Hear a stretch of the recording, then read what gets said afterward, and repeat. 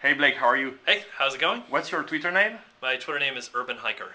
Urban Hiker, that's easy. So how do you buy food in San Francisco? I go to as many food carts as I can. I'm kind of a food cart nut. What's a food cart? So food cart is this thing that's popped up because San Francisco doesn't have as good of a street food culture as you have in places like Latin America, like Mexico City has great street food.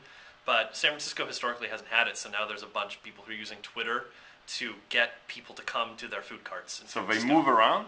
Yep. It's all around in the US and in San Francisco? Yeah, And you follow them on Twitter? I follow them on Twitter. And then you buy food if you know that they're around? Yeah, exactly. Yep. And so they have no setup, no restaurant, no nothing? No Give restaurant. me an example. So one example is the Creme Brulee cart. This guy... That had to come to me, yeah? Yep. Who knew that creme brulee would be the key to street food in San Francisco? But this guy sets up a lot of times on my block at 23rd in Valencia, and he'll Twitter, and then I'll just walk out my door and I'll get a creme brulee and go back into my house and eat it.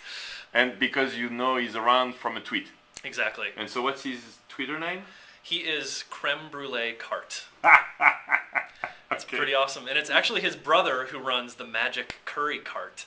And he sets up shop at the Dead End Street at the end of 19th and Linda.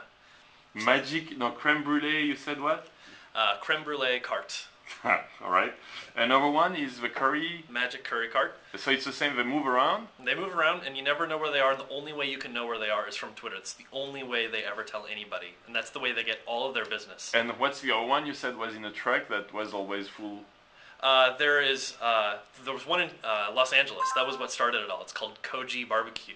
Kogi BBQ. And that's really popular because in LA there's such a car culture. He can go to a residential street and before he knows it, there's 100 people around the corner waiting for Korean tacos. Really? Yeah, and he'll serve until after the bars close, till like 3 in the morning. And go out the next day and sell more. That's a great thing. So how do you call it? The cart?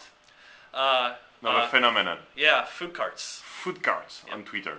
Yeah, there's a couple more. So check out Mission Street Food. Mission Street Food is a great one.